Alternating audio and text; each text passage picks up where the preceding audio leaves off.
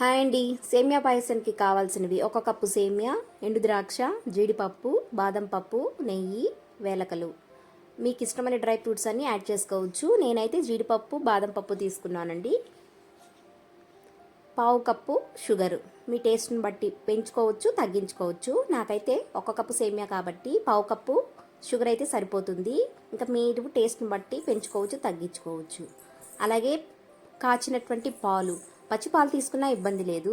3 కప్పులు పాలు తీసుకోండి, సరిపోతుంది, పర్ఫెక్ట్గా వస్తుంది. అలాగే టూ కప్స్ వాటరు. కొంత మీకు అర్థమైంది కదండి. 1 కప్పు సేమియాకి 3 కప్పులు పాలు, 2 కప్పులు నీళ్లు, పావు కప్పు షుగర్ సరిపోతుంది. మీరు పెంచుకోవచ్చు, తగ్గించుకోవచ్చు, అది మీ ఇష్టము. ఒక మందపాటి గిన్నె పెట్టుకొని వేడి చేసుకోండి. పలసటిది అయితే పెట్టద్దు, ఎందుకంటే త్వరగా మాడిపోతాయి. థిక్గా ఉండేది పెట్టుకోండి. నెయ్యి వేసుకొని డ్రై ఫ్రూట్స్ అన్నీ వేయించుకోండి. ఇదిగోండి వేగిపోయాయి. నేను ద్రాక్ష అయితే లాస్ట్ వేస్తాను. కిస్మిస్ కూడా వేసేసాను, తీసి ఒక గిన్నెలో పెట్టుకుంటున్నాను. ఇప్పుడు అదే పాన్లోకి మనము నేతిలోనే ఈ సేమియాని దోరగా వేయించుకోవాల్సి ఉంటుంది. మాడనీయొద్దండి, దోరగా వేయించుకొని ఇదే సేమియాలోకి నేను ఆల్రెడీ కాసుకున్నాను కదండి పాలు, అవి 3 కప్పులు పోస్తున్నాను. పచ్చి పాలైనా పోసుకోండి, ఇబ్బంది ఏం లేదు. నేనైతే ఇక్కడ కాచిన పాలు ఇంట్లో ఉన్నాయి కాబట్టి నేను కాచిన పాలు పోసుకున్నాను. ఇందులోనే 2 కప్స్ వాటర్ యాడ్ చేయండి.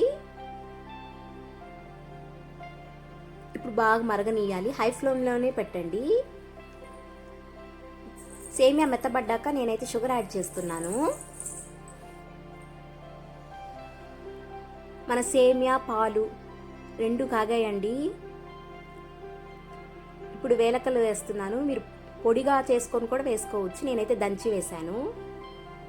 అయిపోయిందండి. లాస్ట్లో వచ్చేసి మన డ్రై ఫ్రూట్స్ యాడ్ చేస్తున్నాను. సిమ్లో పెట్టేసుకోండి. అంతే అండి, ఎంతో రుచికరమైనటువంటి సేమియా పాయసం రెడీ అయిపోయింది. ఇది ఎన్ని గంటలైనా కూడా చిక్కబడదండి.